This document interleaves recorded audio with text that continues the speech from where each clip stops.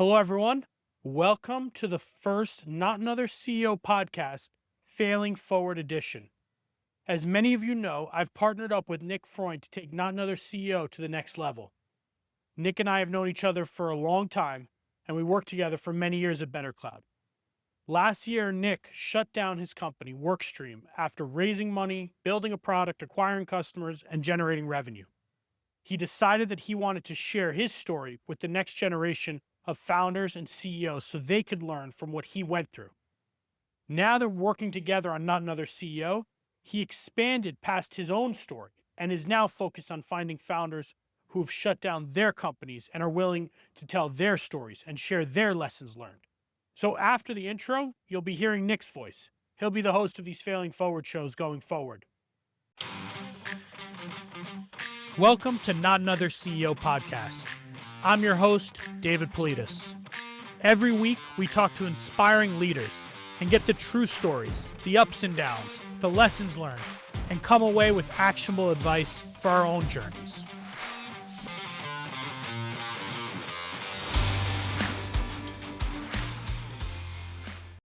Welcome to the first Failing Forward edition of the Not Another CEO podcast.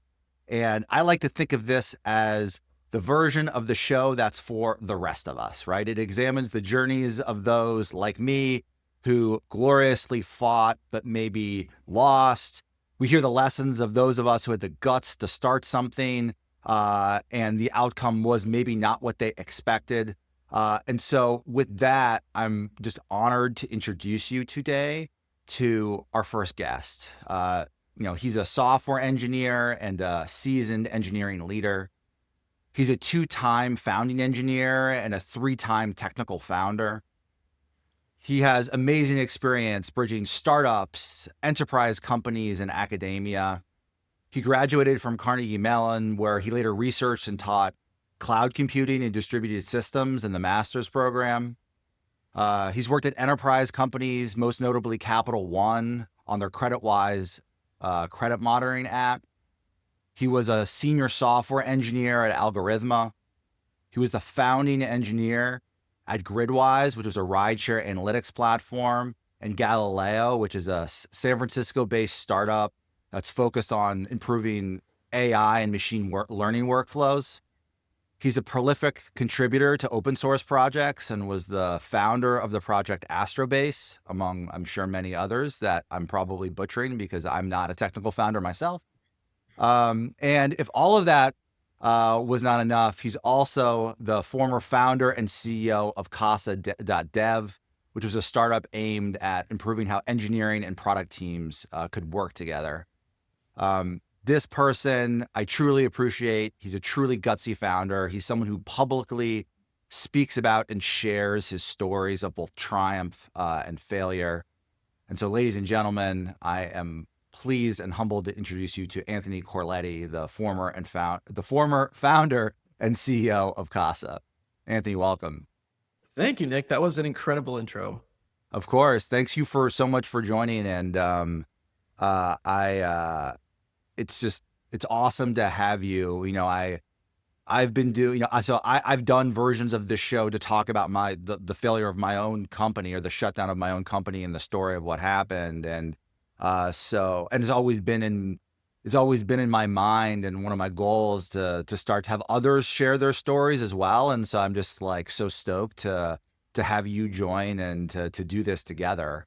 And so there's a lot that I think we can talk about today, and a million ways or places or directions will take the conversation. But I think maybe just to start, like, you spent so much of your career in like the earliest stages, starting new projects, starting new companies. Like, what is it about the early stages that inspires you? Like, why do you spend so much time there? Yeah, Nick, totally. And I really love what you're doing with this. I think that a lot of founders should share more about like things that have gone well, things that haven't gone well. Like, sharing your experience is like one of the most valuable things you can do as a founder. And I think getting to the point of like why I've been spending so much time in the early on in my career. I was spending a lot of time just kind of like at Capital One and then teaching. And I was kind of considering, do I go back to school and do like a master's or a PhD, or do I kind of go into startup world, like just experience something new? And at my first startup where I was a founding engineer at Gridwise, what really connected for me was every time I got into an Uber or a Lyft, it was like a sales pitch. Like my user was the driver, and I was trying to understand exactly like how they were trying to optimize their time on the road or not. Or like where were they logging their mileage? Like where were they logging their expenses? And then I could say, okay, cool. I've gotten into the mind of this person, into this like persona. Now I'm gonna go home and like build some stuff and like reach out to them and see if they like using it. And since then, like that's just been a flywheel for me. Amazing. I mean, I think one of the coolest things for like you, I think, or for like any like truly technical founder, which like I'm not, is how fast that feedback loop can be, right? Like you can like you're also a product person, like you can have that conversation with that Uber or Lyft driver, contextualize it, get inside that person's like job or day or persona, and then like immediately go action that. And the speed by which someone with your background can do that is is so cool. To me, it's so cool, but for someone like yourself, I also imagine it's just like super rewarding as well. There was a moment when, like, coming back to Gridwise, where my friends and I were like going out. We were in the car, and I was like, "Guys, sorry, I gotta do a pitch. I gotta see like what this guy, how he thinks about driving on the road." And as we were going out, he was actually using Gridwise, and he was telling me like, "Oh, you know, Gridwise really helps me identify like how I can go to the airport or whether it's not going, because like that's a very expensive, or could be a very expensive ride out. I burn my time, or I can make like $100 like really easy if I time it right." And he said how like this is what he uses to pay for his daughter's ballet lessons. And I was just like this is like incredible. Like I need to keep doing this. Like I need to keep doing this. So that kind of stuff really is like such a magnet, like super high reward, I think. Amazing. I mean, you're kind of talking about it, but like, what is it that drives you, right? Like, what drives you as a founder, as a technical founder? Like, why do you do what you do? Yeah, I think like as a technical founder, I find myself more often than not thinking about like if something scales really well, um, then it like that change that you've maybe affected it, like that one rideshare driver, or like this one musical artist, you could do for many, many people. And that's kind of like the responsibility that I really feel like good about taking. Like that's the responsibility I want to take. Like making sure that the product is like spot on, it's solving the problem for the people, and I can build that thing. I can build it. I can ship it. Like I can. There's always something new to learn as well. Like there's so much to learn about different user personas, like going into different kinds of research. And today, like software is really becoming like commoditized. Like so many great things you can use and try to do things better and faster than before. So I love it because I also just love learning. I always like try to think like it's always day one, like there's always something new to learn. Like how can you take all of your experiences building things from the past and iterate on those today? So if you grow a team of other engineers, they're like, "Oh, this is so cool. I can build stuff so quickly." And you can see how fast they accelerate as well into doing something similar. That for me is just like something I absolutely love to do. Yeah, I mean, I think for me and what you said, with what the core of what you said, is just that continuous learning mindset. It just that resonates with me as well, and I'm someone who has always embraced that, and like what gets me going is always learning something new and doing something new. And I mean, there are many attributes of founders and technical founders, but that's certainly one that you and I share in common. Um, so I think, I mean, there's so much we want to cover today, but let's spend a few minutes just like talking about Casa, right? Like, you know, you had the confidence, you had the guts to go out and start something. Like, what was that light bulb moment for you, right? Like, what was that moment that said, "Hey, I have to go and do this"? Yeah. There was a lot of conviction in this moment. And that's how I knew. That's when I felt it. So Casa didn't quite start out as a home for engineering context. It started out as actually like a platform as a service for machine learning teams, like better ways to run code in the cloud, how can you do that in a way that's like totally reimagined, it's super fast and performant.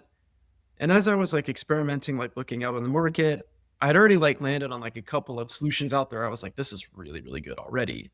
I'm just going to use those. Like, I don't want to compete because if I do, I know I'm going to have to like 10x. Like, this is like, I don't just want to jump into the pool there. And so then I was kind of thinking about like, all right, what do I do next? And one day I was listening to like a podcast where the late founder of of LVMH, Virgil Abloh, was talking about this analogy he uses in design and education, where if you take like a candle that's dented, and if you put that candle in a garage, someone might throw the candle away because it looks like trash. But if you take the candle and you put it in a gallery space, then it becomes art.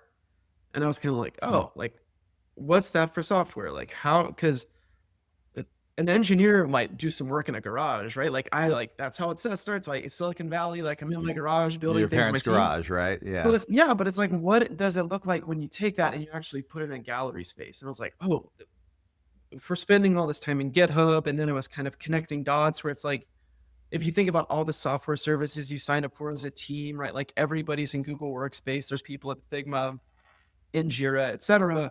But then in GitHub, it's like, poof, there's only the engineers. And it's like, where did everybody go? What if we could bring everybody into this space?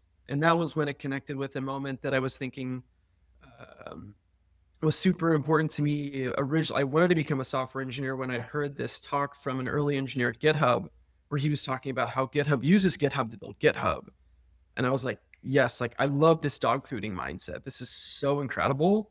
And that's kind of when it all clicked. Like that connected with the moment. That was like a long time ago. And I was like, I want to kind of reimagine like where our code sits and how our code interacts with other things we work with, like our documents. Should it interact with Figma? And like my brain just started going. And I'm like, this is something I can take a stab at. This is something I'm really curious to start doing research on. Yeah.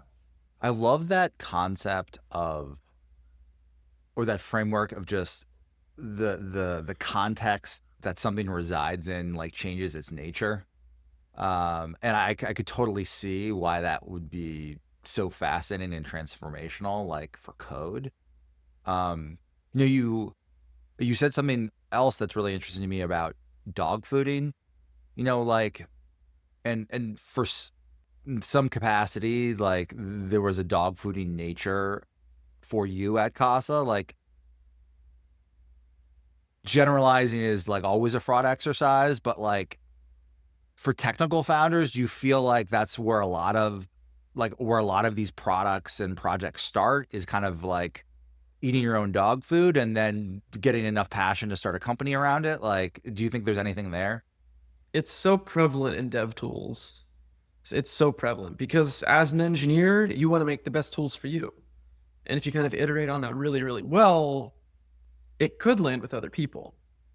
Where I think there's a really interesting challenge for dog fooding is when you aren't building for a profile that's yourself. But I think that's an incredibly valuable challenge because it forces you, a forcing function. I need to get into the mind of this persona. I need to get into the mindset of a rideshare driver. I need to get into the mindset of a A&R person. I need to get into the mindset of a lawyer, right? Like there's just so many different people out there who are like, I'm working in this workflow and I like this workflow.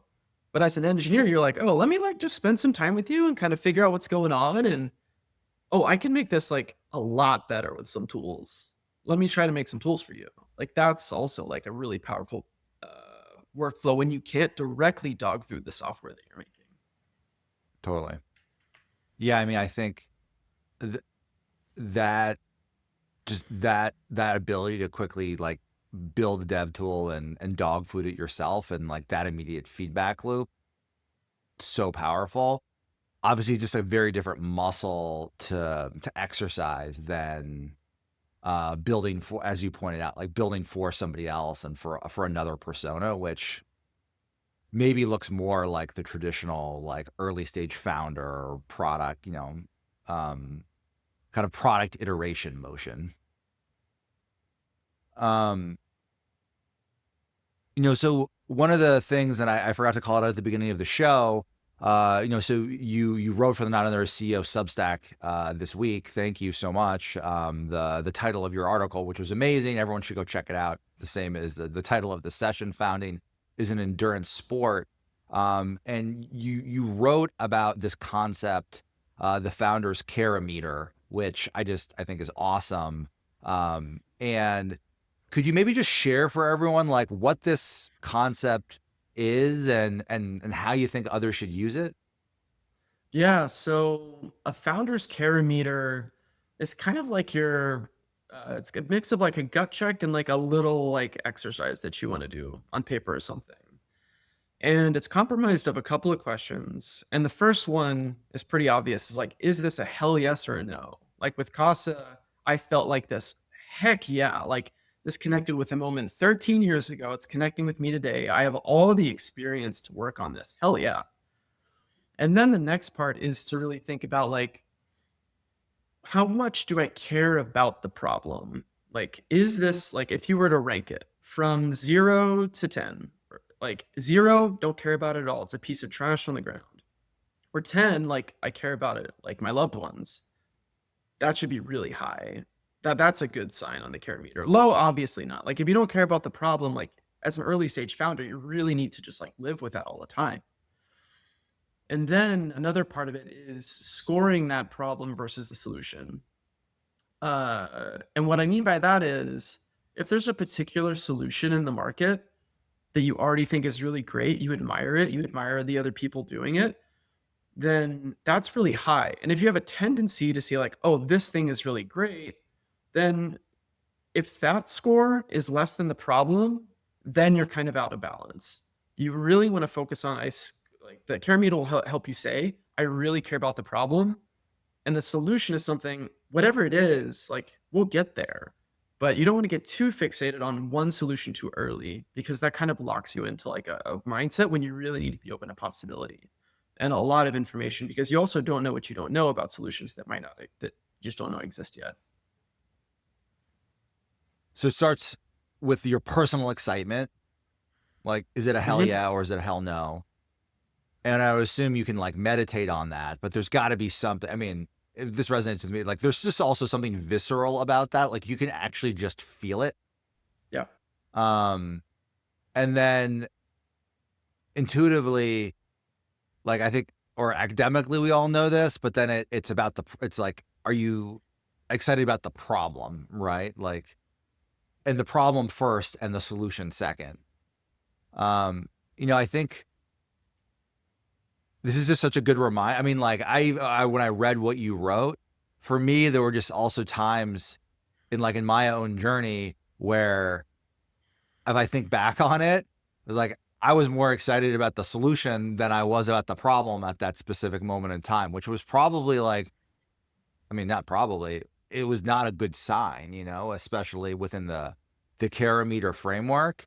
But it's just such a good intuitive reminder for any founder as they're kind of navigating that early stage part of the journey.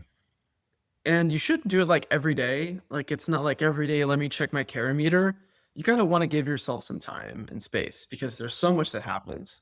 Yeah, like how often were you checking in with your Care-O-Meter? That's a great point. Is it every week, every month? I did it every like 6 weeks or so. So every 6 weeks, I kind of had a moment of like, let's just take stock of everything that's going on. How are we with finances? How's the product going? Do I have inbound? Do I have interest? Am I getting design partners? Am I getting good research feedback? Like 6 weeks, take stock, look at your Care-O-Meter. And if there's warning signs, it's like, whoa, okay, given these signs, am I going to do another 6 weeks? Like that's a really important point. Did you have was there something on your calendar to remind you to do that? Did you just kind of remember to do that? Any advice for forcing mechanism for checking in on your Care-O-Meter for other founders? Yeah, Nick, I'm a nerd. I'm a developer. I have a little script that I run that kind of tells me what my 6-week buckets are. But I think like a Google Calendar, just notification, it's like, hey, it's every 6 weeks, just do a check-in. I think that's totally fine too. No problems with that. when you wrote on the Not Another CEO Substack, you also, about the journey, you also spoke about this concept, the personal board of advisors, which I also just thought was awesome. And it was something, again, that I feel like I informally leveraged, but I didn't think about in that exact same way. So can you maybe just talk to us about that? What is that? How should a founder leverage and build a personal board of advisors? Yeah. So I think starting out, I didn't really think about this concept until later when I had this list of like emails that I was just reaching out to people. And occasionally there was just like this little group of emails that I just always wanted to send things to be like, hey, what do you think about this? Or those were the emails that popped up on my calendar, either at kind of like regularly scheduled intervals where it was like a coffee catch up, just like, let's talk about life, let's talk about everything, let's hold ourselves accountable to like each other and also what we're doing.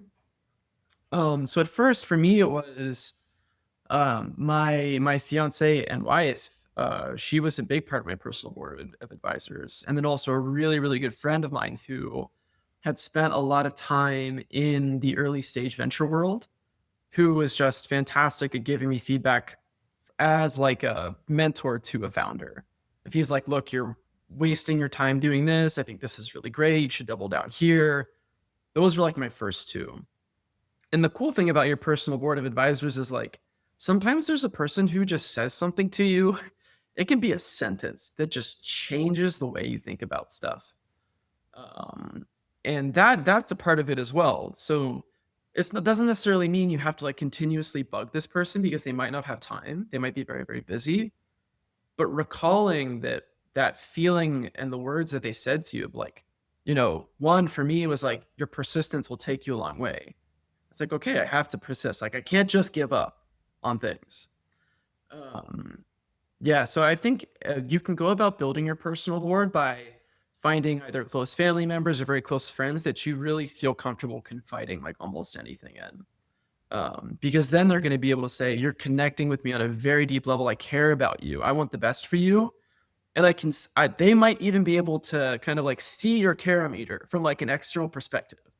It's like, Anthony, you're getting too tired. Like, you don't seem like yourself. Like, what's going on? Like, they know. Like, so if there's that person that you want to feel comfortable sharing that care meter with, I think that's a great way to start. So it sounds like it's less about who they are and more about your comfort in sharing with them openly and honestly about the journey, where you are, the readings of your meter. Yeah. And does that write to you? Like, are there criteria you think we're missing here around who you should choose or think about for that? Yeah, I think for an early stage technical founder, finding people who have a lot of subject matter expertise as well, people who can help you increase your vision, Yeah. that's super important. So if someone's able to say, look, I've been doing this for, 10 years in this space, they already like know so many of the pitfalls like years down the line for you. If this person's like willing to engage with you, spend time with them, put them on your board, send them your emails, get their thoughts on like where you think things are headed. And if you start to develop that trust, when they're like, whoa, you should double think about this, it's like, oh yeah, I should definitely double think about this. Yeah, I mean, I'm sure that's true for technical founders, but I would say that's true for any founder, right? I think, Yeah. for me, again, I didn't define in my brain that I had a personal board of advisors, but my wife was certainly on it. I have other friends that are founders and CEOs that were on it. Now my co-founder, not another CEO, David, right? Like, he was definitely a member of my personal board of advisors, and um, so it was folks that I was willing to speak openly and candidly about it. And I think there was a mix of yeah, it's just those folks who really understood me and cared about me, and then also those people like you were just mentioning that have deep expertise in what you're doing. And um I mean, maybe you could consider putting someone like that on your board, but like sometimes that's like a whole exercise too, and there's like politics that can come with that. Just just having that person on your personal board is probably the most important thing. And there should be like some variance in there. Like you shouldn't only put like if you're a startup CTO, you shouldn't only have CTOs on your board. You should maybe have like even someone who's like a few years younger than you, who's maybe a friend and they're starting out as an engineer. And they're like, you know what? I really wish my CTO could do this or that. It's like, yeah, that's actually a pretty cool idea. Like it's really cool when almost like the mentee kind of becomes the mentor in those Totally. kinds of relationships. So I think like your personal board advisors can grow in all kinds of really cool ways. So you alluded to it a little, but like, so these two concepts, the care meter, the PBA, like how did these play into your journey, right? Like, and your journey at Casa to push through hard moments, to pivot into other moments, and then ultimately like to kind of shut things down. Yeah. The first moment was obviously at the outset. I felt an incredible amount of conviction in the idea. I cared so much about the problem. I cared a lot about the like the solution as well, but I was ready just to try a bunch of stuff. Like I was like, what can I just do research on to see what people are using? What solutions are other people using in this space? I wanted to learn about that. So really great marks across the board. The first time I started to see a change in that was when, after about 6 months of building, things weren't looking so great. Like the product didn't get traction. There was a lot of people using it, giving me some like advice and thoughts, but they're like, nope, would not use this. I want to see this, this, this, and this. This is not like a legitimate platform. I'm like, oh, okay. So it's like when you kind of feel that 6 month period or 6 week period, let's see, time to go back to the drawing board. What's the care meter say?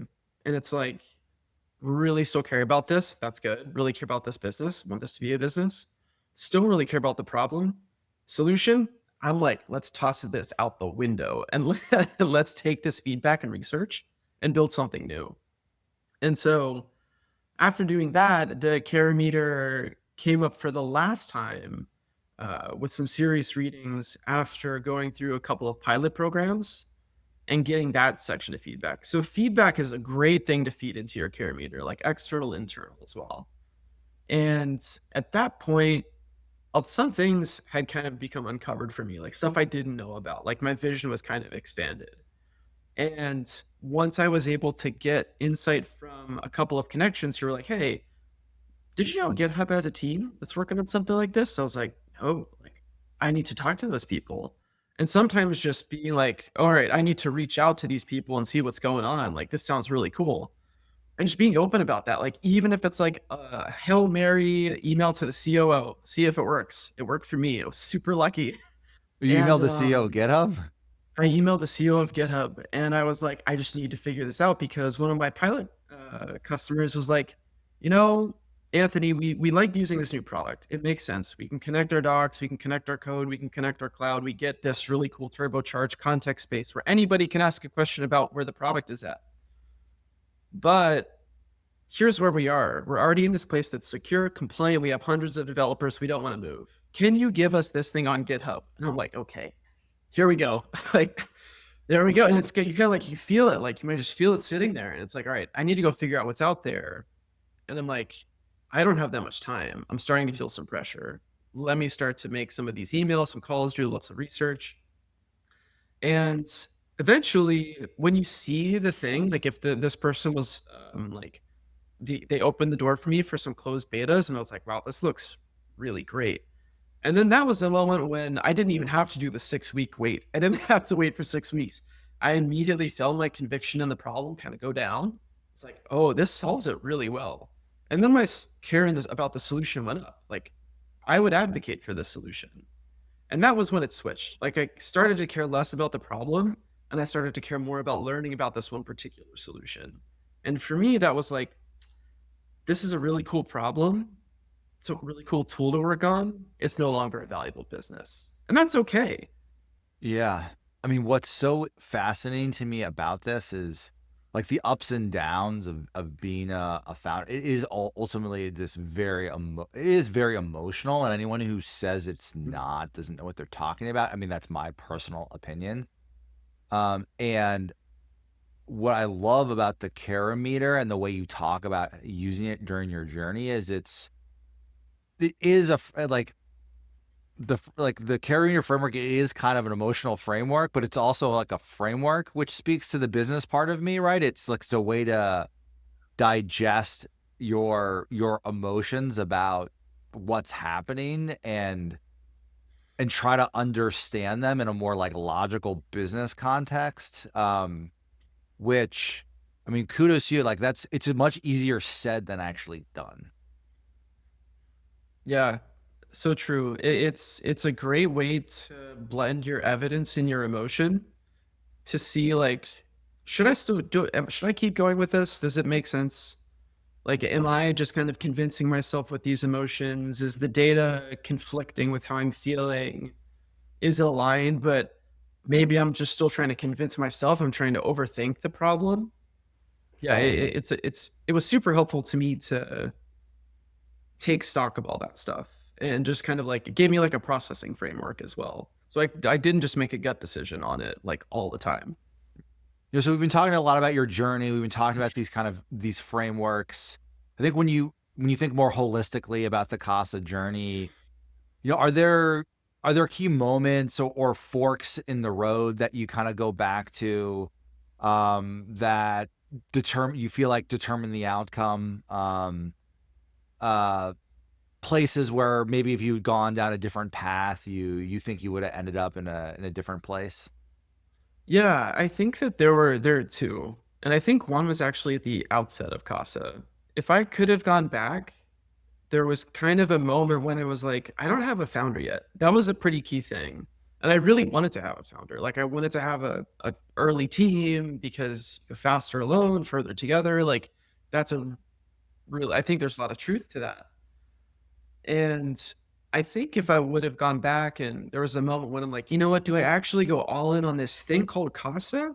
Or do I just maybe start working with teams directly, like doing consulting, trying to learn about their problems very deeply before planting my flag in the sand and saying, this is the product, this is the thing. Yeah. I think that would have been super valuable.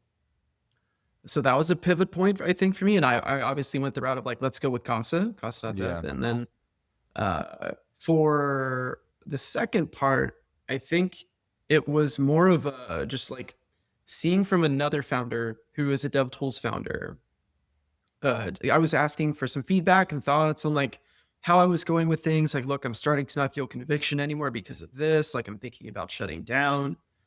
And his point was basically like, look, some founders spend like 5 years to a decade or more working on something that is a very cool tool, but not at all a viable business.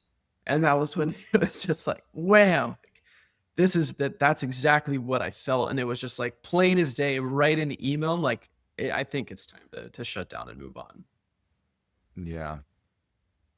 I mean, the point you make about co-founders and that early team, I mean, so right. I mean, the people you surround yourself with is so important. But it's also hard, right? I mean, it's like a lot of that comes to timing, right? A lot to your personal network, whatever it is.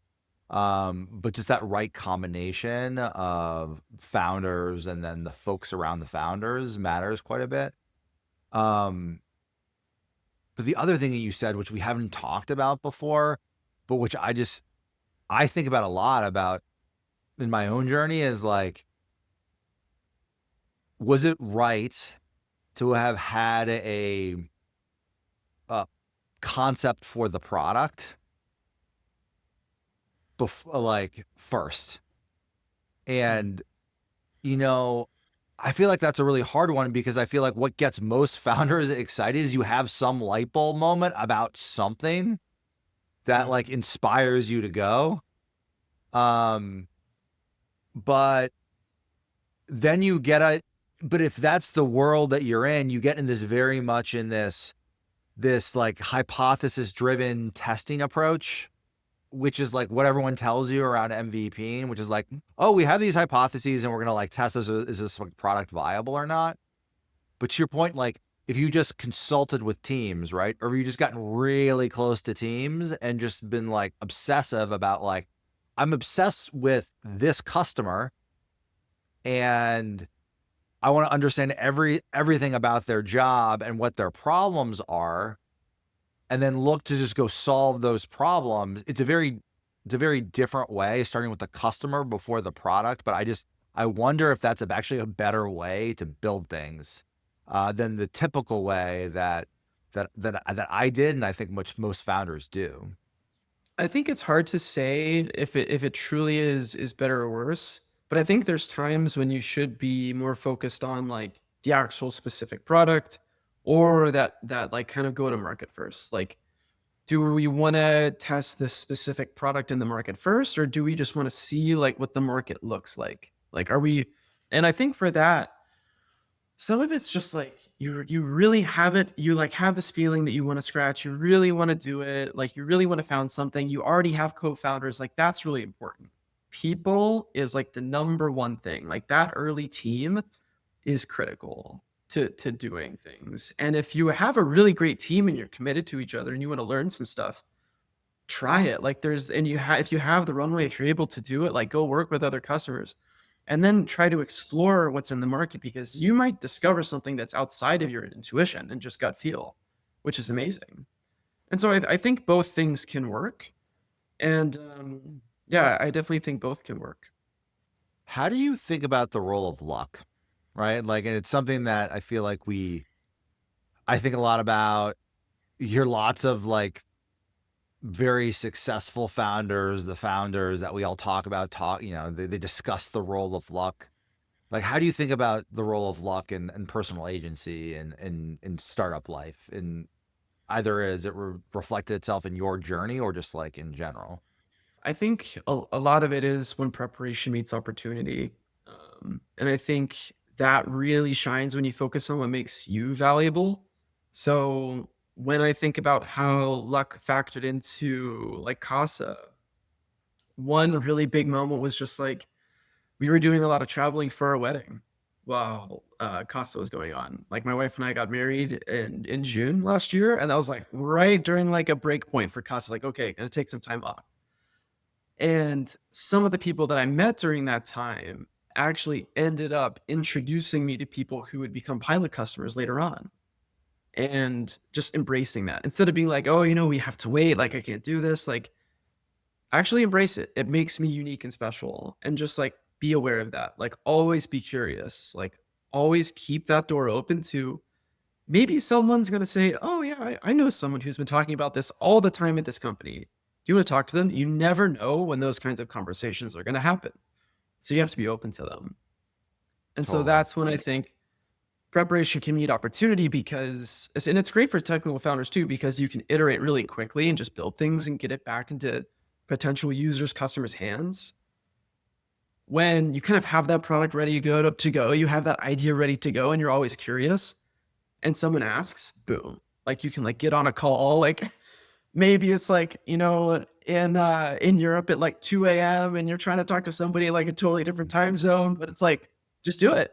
It's like, that's what makes you unique and valuable. And someone's going to see that. Someone's like, oh, this person really cares. They're really trying to learn and like figure out what's going on here. So I think for me, it happened a couple of times for sure. And I'm really happy that I like leaned into, what was just happening to me. Like I can't control everything that's happening around me. And I don't want to say no to really incredible like life moments as well. So it was all about leaning into it. Yeah, I mean, I love that philosophy, and I think, especially for founders at any stage of their journey, like you have a life too. Like life is happening, and there's a struggle. Like, how do you fit it all in? How do you make it all work? But the other side of that is like embrace it all, right? And like lean into it all because it's a full life and one that you can live in parallel as you wrote about, this week. And I love that perspective of embracing the opportunities that life brings you um, within the context of your company and your startup as well. Um, like how, like in general, does founding inform your perspective on life, or vice versa? Having done it a couple of times now, um, like where do you see that intersection for yourself? Yeah, I think like for me, I guess like maybe what it means to like be a founder today. You think? I think like what it means to be a founder today is figuring out how you can really do something in the service of another. I think that's really important, and finding areas where it might be underserved, right? Like there's not a lot of people paying attention to something, but you have the skills and you can actually show up and do that. It might not be exciting at first, but again, just kind of like leaning into it, seeing what's there can really make all the difference. Because if you're able to kind of put on like that, how like as a founder, if you want to take on investors, you're going to serve your investors, you're going to serve your employees, you're going to serve your users. It's very much like servant leadership type of stuff. That for me, like thinking about like, uh, I'm married now. I want to be a dad soon. Like, no, not going to be, want to be. We're planning, but it's like if you want to do that, you're doing that in a lot of the service of others. And so I think that's a very important. Like that's how it informs like my life. Like, how can I do something in the service of others with the skills that I have? And sometimes you might find it in like really curious places you've never thought of before. Totally. Look, I think that that in service of others mindset is like it's the best way to be. And having thought about a lot of this like in depth myself, having talked to many other founders about it, like that is like the best core motivation, right? In the end, or perspective. And I think what's fraught for so many of us is that founding and the journey of founding in a lot of ways can be about more like selfish motivations, right?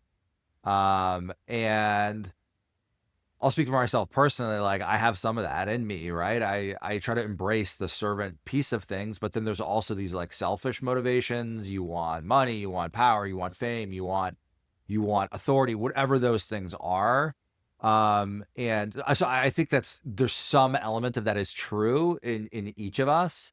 Um, but it's got to be balanced against or by your better angels, and that mindset of service to the people you care about that gives you perspective on why you do what you do, or that mindset of service to like the customer or the person, the person whose problems you're trying to solve. Like it's those things that they're going to probably keep you sane, and probably have you driving your product and business in the right place as well.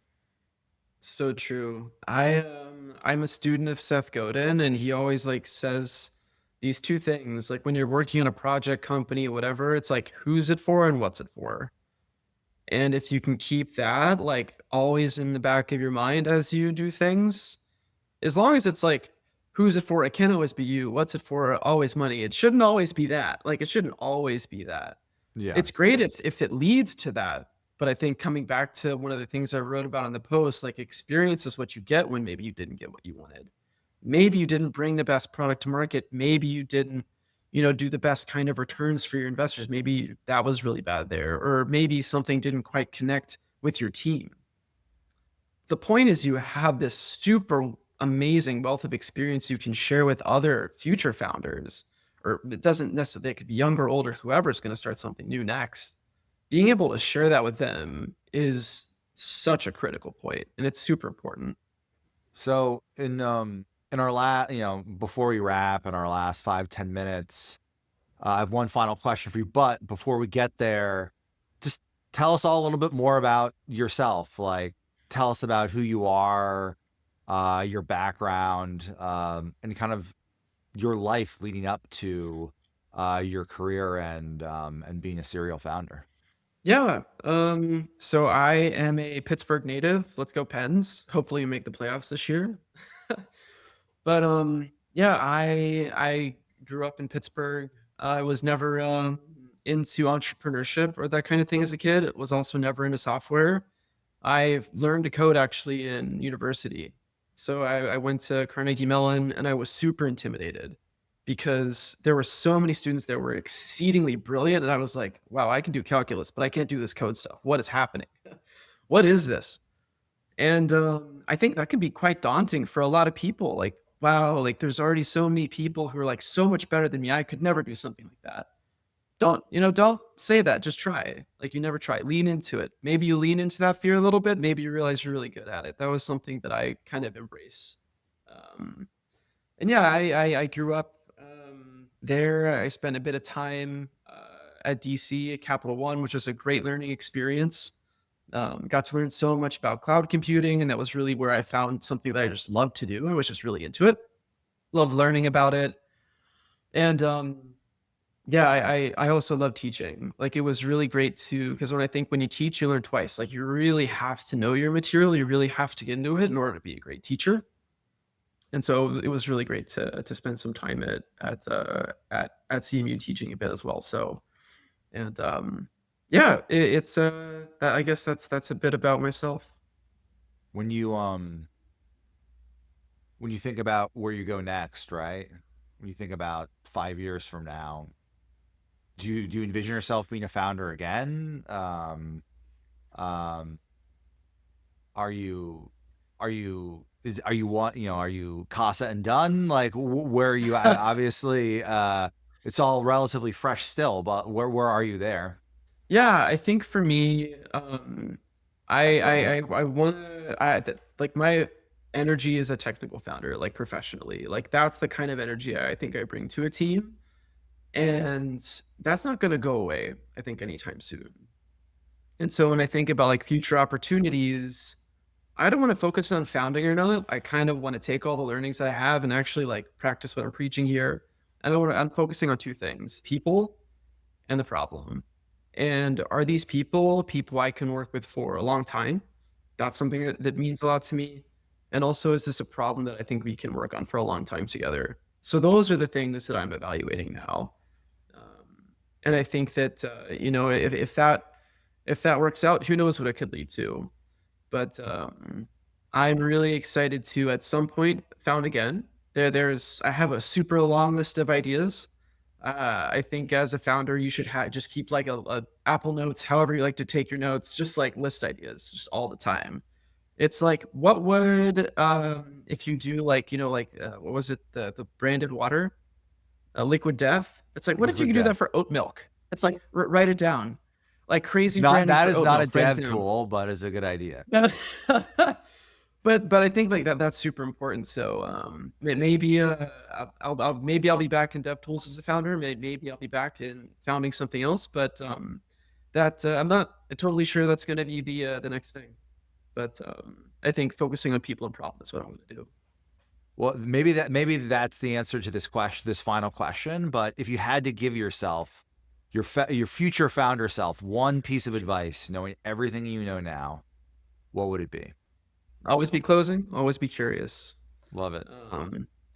I think it'll go. That curiosity will go a long way. It'll pick you up when you're feeling down. It'll keep you grounded when you're riding really high. Amazing. Well, I think that's a wrap. That's it for today. Anthony, thank you so much. This was fascinating.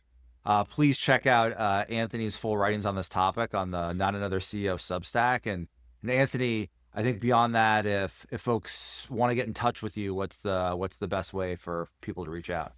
Yeah, I think the best way to reach out is just go to my website. It's just anthonycorletti.com. There's some links there. If you want to connect with me on LinkedIn or wherever, just feel free to reach out. Amazing. Well, Anthony, thank you again. Thanks for everyone who's watched this show. And for today, that's a wrap. Awesome. Thanks, Nick. Thank you. That's a wrap for this week's episode of Not Another CEO Podcast. Thanks for joining. For show notes and more, please visit notanotherceopodcast.com. We'll see you next week.